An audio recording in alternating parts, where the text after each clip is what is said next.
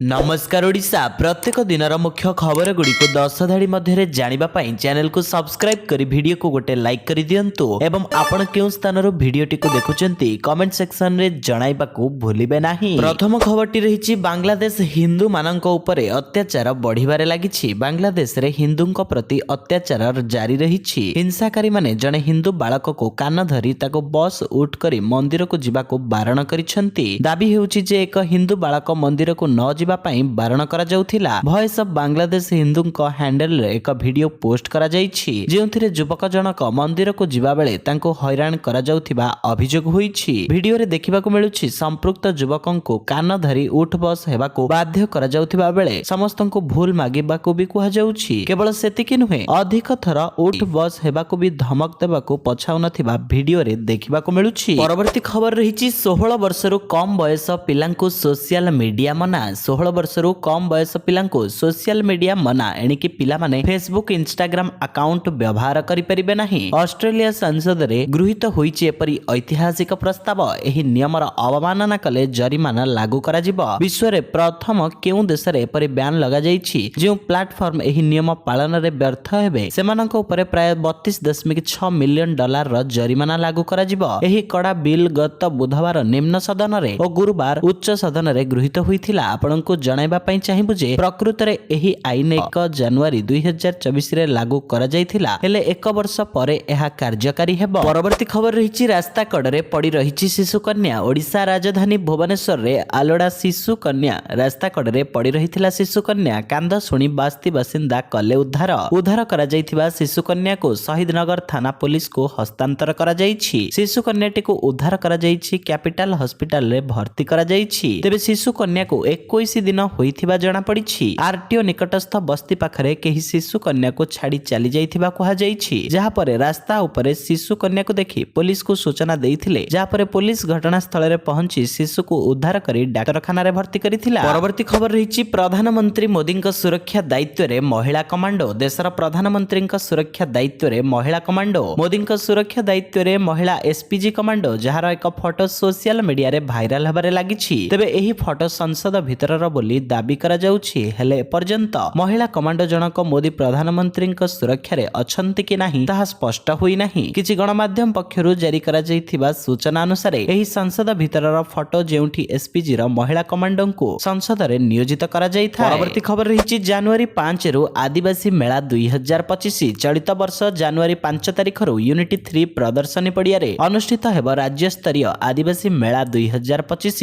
चलित वर्ष मेला परिसर रे 107टी स्टॉल रे जनजाति विभिन्न कारीगरी और हस्तशिल्प सामग्री प्रदर्शित और बिक्री बटा पई व्यवस्था होईछि। एहा सह 10टी घर बा आदिवासी ग्राम रे झलसिब जनजाति जीवन शैली। तेबे चलित वर्ष नुआकरी मेला परिसर रे निर्माण करा जिवो स्वाधीनता संग्रामी गैलेरी। एही गैलेरी रे जनजाति संप्रदायर प्राय 15 जन विशिष्ट स्वाधीनता संग्रामी फोटो जीवनी और सेमानक वीरत्वर कहानी प्रदर्शित हेबो। एहा सह बिरसा मुंडांक जीवनी उपरे एक स्वतंत्र गैलेरी मध्य रहिबो। तेबे चलित वर्ष मेला परिसर रे आदिवासी संप्रदायक विभिन्न पारंपरिक खाद्य स्टॉल खोला जिवो। परवर्ती खबर रहिछि भारत रे हाइड्रोजन इंधन रे चालिबो ट्रेन। देशर प्रथम हाइड्रोजन ट्रेन प्रस्तुत होई सारिछि। एहार परीक्षा मध्य करा जाइछि। खूब शीघ्र एई ट्रेन साधारण यात्रीक पई उपलब्ध हेबो। केंद्र रेल मंत्री अश्विनी वैष्णव एनै सूचना दैछन्ति। आरडीएस पक्षरु हाइड्रोजन ट्रेन र प्रथम फोटो सामना कोणा जाइछि। एही ट्रेन को आरडीएस ही डिजाइन करिछि। एहाको चेन्नई र इंटीग्रल कोच कारखाना रे प्रस्तुत करा जाइछि। आरडीएस निर्देशक उदय भोरमनकर कहिसेंति जे देशर प्रथम हाइड्रोजन ट्रेन हरियाणा र जिंद एवं सोनीपत मध्य रे गडिबो। 2025 मार्च एप्रिल सुधा एही ट्रेन चलिबो बोली आशा करा जाउछि। एही ट्रेन रे 8टी कोच रहिबो जहा घंटा प्रति 110 किलोमीटर वेग रे चलिबो। परवर्ती खबर रहिछि कोर्ट भितरे मांकड़।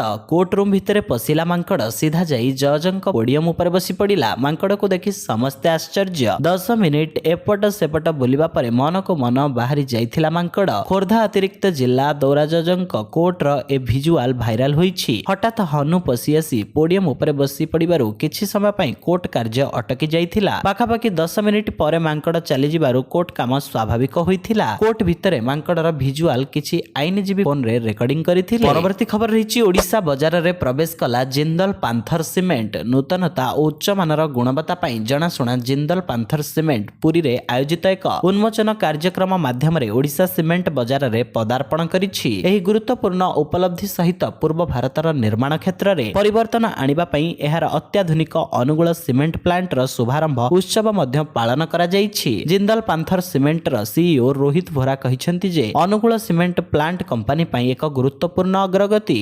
ଅତ୍ୟାଧୁନିକ ଜ୍ଞାନକୌଶଳ ଏବଂ ପରିବେଶ ଅନୁକୂଳ ବ୍ୟବସ୍ଥା ସହିତ ପରିଚାଳିତ ଏହି ପ୍ଲାଣ୍ଟ ଅଧିକ ମଜବୁତ, ଉନ୍ନତ ଓ ଦୀର୍ଘସ୍ଥାୟୀ ଗୁଣବତ୍ତା ସମ୍ପନ୍ନ ସିମେଣ୍ଟ ଉତ୍ପାଦନ ପାଇଁ ସକ୍ଷମ। ଗୁଣବତ୍ତା ଓ ସ୍ଥାୟିତ୍ୱରେ ନୂତନ ଶିଳ୍ପ ମାନଦଣ୍ଡ ସ୍ଥାପନ କରିବା ସହିତ ଭାରତରେ ନିର୍ମାଣ କ୍ଷେତ୍ରକୁ ଅଧିକ ସଶକ୍ତ କରିବା ଉପରେ ଶ୍ରୀ ଭୋରା ଗୁରୁତ୍ୱାରୋପ କରିଥିଲେ। ପରବର୍ତ୍ତୀ ଖବର ରହିଛି ତେଜରାତି ଦୋକାନରୁ ଚୋରି ପରେ ନିଆଁ ଲଗାଇଲେ ଦୁର୍ବୃତ୍ତ। ସିଙ୍ଗା ଖୁଣ୍ଟା ବଜାରରେ ଥିବା ଏକ ତେଜରାତି ଦୋକାନରୁ ଚୋରି କରିବା ପରେ ଦୋକାନରେ ନିଆଁ ଲଗାଇ ଦେଇଛନ୍ତି ଦୁର୍ବୃତ୍ତ। ସିଙ୍ଗା ଖୁଣ୍ଟା ପଞ୍ଚାୟତ ଗୁଜଡିହା ଗ୍ରାମର ଉପେନ୍ଦ୍ର ଦୀକ୍ଷିତ ଦୀର୍ଘଦିନ ଧରି ଏହି ବଜାରରେ ଏକ ବଡ଼ ତେଜରାତି ଓ ଭେରାଇଟି ଷ୍ଟୋର କରିଛନ୍ତି। ମାତ୍ର ବିଳମ୍ବିତ ରାତିରେ ଚୋରମାନେ ଦୋକାନରେ ପଶି ଚୋରି କରିବାକୁ ଉଦ୍ୟମ କରି ଦୋକାନର ସଟରକୁ ଗ୍ୟାସ୍ କଟରରେ କାଟିଥିଲେ। ଏହି ସମୟରେ ଦୋକାନରୁ ଚୋରି କରିବା ସହିତ ନିଆଁ ଲଗାଇ ଦେଇଥିଲେ। 4 ଦିନ ତଳେ ଉପେନ୍ଦ୍ର ଦୋକାନ ବନ୍ଦ କରି ଘରକୁ ଯାଉଥିବା ବେଳେ 2ଟି ବାଇକରେ 4 ଜଣ ଯୁବକ ତାଙ୍କୁ ମରଣାସ୍ତ୍ର ଦେଖାଇ 5,000 ଟଙ୍କା ଓ ମୋବାଇଲ ନେଇଯାଇଥିଲେ ବୋଲି ଥାନାରେ ଅଭିଯୋଗ ହୋଇଥିଲା। ଏହି ରାଗରେ ଦୁର୍ବୃତ୍ତମାନେ ତାଙ୍କ ଦୋକାନରେ ନିଆଁ ଲଗାଇଥିବା ଉପେନ୍ଦ୍ର ସନ୍ଦେହ କରୁଛନ୍ତି। ପରବର୍ତ୍ତୀ ଖବର ରହିଛି ପୁଅକୁ କିଡନୀ ଦେବେ ମା। ଅଙ୍କିତ କୁମାର ସାହୁ ବୟସ 15 ବର୍ଷ, ଯୁକ୍ତ 2ର ଛାତ୍ର। ବାପା ନାରାୟଣ ସାହୁ ଏବଂ ମା ଛବିରାଣୀ ପୁଷ୍ଟିଙ୍କର ଏକମାତ୍ର ପୁଅ ଅଙ୍କିତ। ବାପା ପୋଷ୍ଟ ଅଫିସରେ ପିଅନ ଭାବେ କାମ କରୁଥିବା ବେଳେ ମା ସରସ୍ୱତୀ ଶିଶୁ ମନ୍ଦିରରେ ଶିକ୍ଷୟିତ୍ରୀ ଭାବେ କାମ କରନ୍ତି। ଅଙ୍କିତ ପିଲାଟି ଦିନରୁ ଜଣେ ମେଧାବୀ ଛାତ୍ର। 10ମ ପର୍ଯ୍ୟନ୍ତ ସେ ମାଙ୍କ ପାଖରେ ରହି ସରସ୍ୱତୀ ଶିଶୁ ମନ୍ଦିରରେ ପାଠ ପଢିଥିଲେ। ତେବେ ଗତ କିଛି ମାସ ତଳେ ତାଙ୍କର ସ୍ୱାସ୍ଥ୍ୟ ଖରାପ ହେବା ପରେ ତାଙ୍କୁ ତୁରନ୍ତ ଭୁବନେଶ୍ୱର ମେଡିକାଲ ନେଇ ଯାଞ୍ଚ କରିବା ପରେ ତାଙ୍କର 2ଟି କିଡନୀ ଖରାପ ହୋଇଥିବା ଜଣାପଡିଥିଲା। ଏବେ ସେ ଶଯ୍ୟାଶାୟୀ। ତାଙ୍କର ଡାୟାଲିସିସ ଚାଲିଛି। ପାଖରେ ଯାହା ଟଙ୍କା ଥିଲା ସବୁ ଖର୍ଚ୍ଚ କରିସାରିଛନ୍ତି। ଆଉ ଟଙ୍କା ନାହିଁ। ଅଙ୍କିତଙ୍କ ଜୀବନ ବଞ୍ଚାଇବା ପାଇଁ ତାଙ୍କ ମା କିଡନୀ ଦେବେ ବୋଲି ଜଣାପଡିଛି। ପରବର୍ତ୍ତୀ ଖବର ରହିଛି ବଡ଼ ସୂଚନା ଦେଲେ କେନ୍ଦ୍ରମନ୍ତ୍ରୀ। କେନ୍ଦ୍ର ସରକାର 2000 ଡିସେମ୍ବରରୁ ଏପର୍ଯ୍ୟନ୍ତ ଜାତୀୟ ରାଜପଥରେ ଥିବା ଟୋଲ ପ୍ଲାଜାରେ 1,44,000 କୋଟି ଟଙ୍କାର ରାଜପଥ ଶୁଳ୍କ ଆଦାୟ କରିଛନ୍ତି। ଏନେଇ କେନ୍ଦ୍ରମନ୍ତ୍ରୀ ଗୁରୁବାର ସଂସଦରେ ଉତ୍ତର ରଖିଛନ୍ତି। ଲୋକସଭାରେ ଏକ ଲିଖିତ ପ୍ରଶ୍ନର ଉତ୍ତର ଦେଇ କେନ୍ଦ୍ର ସଡ଼କ ପରିବହନ ଓ ରାଜମାର୍ଗ ମନ୍ତ୍ରୀ ନୀତିନ ଗଡକରୀ କହିଛନ୍ତି ଯେ 2000 ଡିସେମ୍ବରରୁ ସମସ୍ତ ଜାତୀୟ ରାଜପଥରେ ସାର୍ବଜନୀନ ଘରୋଇ ସହଭାଗୀ ମୋଡରେ ରାଜପଥ ଶୁଳ୍କ ଆଦାୟ କରାଯାଉଛି। ଏହି ସମୟ ମଧ୍ୟରେ ମୋଟ 1,44,000 କୋଟି ଟଙ୍କାର ରାଜସ୍ୱ ଆଦାୟ ହୋଇଛି। ଏକ ପୃଥକ ପ୍ରଶ୍ନର ଉତ୍ତର ଦେଇ ଗଡକରୀ କହିଛନ୍ତି ଯେ ଫାସ୍ଟ୍ୟାଗ ସହିତ ଏକ ଅତିରିକ୍ତ ସୁବିଧା ଭାବରେ ଉପଲବ୍ଧ ବୈଷୟିକ ଜ୍ଞାନକୌଶଳ ଆଧାରିତ ଇଲେକ୍ଟ୍ରୋନିକ ଟୋଲ କଲେକ୍ସନ ବ୍ୟବସ୍ଥା ବ୍ୟବହାର କରି ସରକାର ପ୍ରତିବନ୍ଧକ ମୁକ୍ତ ଶୁଳ୍କ ଲାଗୁ କରିବା ଆରମ୍ଭ କରିଛନ୍ତି। ପରବର୍ତ୍ତୀ ଖବରଟି ରହିଛି ଚାଷୀ ଭାଇଙ୍କ ପାଇଁ ଡବଲ ଗୁଡ୍ ନ୍ୟୁଜ୍। ଯଦି ଆପଣ ମଧ୍ୟ ପ୍ରଧାନମନ୍ତ୍ରୀ କିଷାନ ସମ୍ମାନ ନିଧି ହିତାଧିକାରୀ ତେବେ ଏହି ଖବର ଆପଣଙ୍କ ପାଇଁ ଏକ ଖୁସି ଖବର, କାରଣ 19ତମ କିସ୍ତି ସହିତ ଦେଶର କୋଟି କୋଟି କୃଷକ 2 ଗୁଣ ସୁଖ ପାଇବେ। 60 ବର୍ଷ ବୟସ ପୂରଣ କରିଥିବା ଚାଷୀଙ୍କ ଆକାଉଣ୍ଟରେ 19ତମ କିସ୍ତି ସହିତ ମାନଧନ ଯୋଜନାର 3,000 ଟଙ୍କା ଦେବାକୁ ଯୋଜନା କରୁଛନ୍ତି ସରକାର। ଯଦି ଏହା ସତ ହୁଏ ତେବେ ସମୁଦାୟ 5,000 ଟଙ୍କା ଯୋଗ୍ୟ କୃଷକଙ୍କ ଆକାଉଣ୍ଟରେ ଜମା ହେବ। କେବଳ ଗତ ମାସରେ କୃଷକମାନଙ୍କ ପାଇଁ 18ତମ କିସ୍ତି ରିଲିଜ କରାଯାଇଥିଲା, ଯେଉଁଥିରେ କେବଳ 9.4 କୋଟି କୃଷକ ଏହି ଯୋଜନାର ଲାଭ ପାଇପାରିବେ। ପରବର୍ତ୍ତୀ ଖବର ରହିଛି 15ଟି ନକଲି ଆପ୍ସରେ 80 ଲକ୍ଷ ଲୋକ ପ୍ରଭାବିତ। ମ୍ୟାକଫିର ଏକ ରିପୋର୍ଟ ଅନୁସାରେ ନକଲି ଆପ୍ସ ଡାଉନଲୋଡ କରିବାରେ ଭାରତ ପ୍ରଥମ ସ୍ଥାନରେ ରହିଛି। ଗତ କିଛି ମାସ ଧରି ଅନେକ ଲୋକ ଅଜାଣତରେ ଏମିତି ଆପ୍ସ ଡାଉନଲୋଡ କରିଛନ୍ତି ଯେଉଁ ଆପ୍ ଗୁଡ଼ିକ ଋଣ ପ୍ରଦାନ କରିବାର ଭରସା ଦେଇଥାଏ, କିନ୍ତୁ ପ୍ରକୃତରେ ଏଭଳି ନ ହୋଇ ଲୋକମାନେ ଠକେଇର ଶିକାର ହୋଇଥାନ୍ତି। ଏହି ନକଲ ଋଣ ଆପ୍ସ ଆପଣଙ୍କ ବ୍ୟକ୍ତିଗତ ସୂଚନା ଏବଂ ବ୍ୟାଙ୍କ ତଥ୍ୟ ଚୋରି କରିପାରେ, ଯାହା ଆପଣଙ୍କୁ ଠକାମିରେ ପକାଇପାରେ। ମ୍ୟାକଫି 15ଟି ବିଶେଷ ନକଲ ଋଣ ଆପ୍ ସହିତ ପରିଚୟ କରାଇଛି, ଯାହାକୁ ପ୍ରାୟ 80 ଲକ୍ଷ ବ୍ୟବହାରକାରୀ ଡାଉନଲୋଡ କରିଛନ୍ତି। ମୁଖ୍ୟତଃ ଗୁଗଲ ପ୍ଲେ ଷ୍ଟୋର ଠାରୁ କିଛି ଆପ୍ସ ହଟାଇ ଦିଆଯାଇଛି, କିନ୍ତୁ ଅନେକ ବ୍ୟବହାରକାରୀ ଏଗୁଡ଼ିକୁ ତାଙ୍କ ଫୋନରେ ରଖିଛନ୍ତି।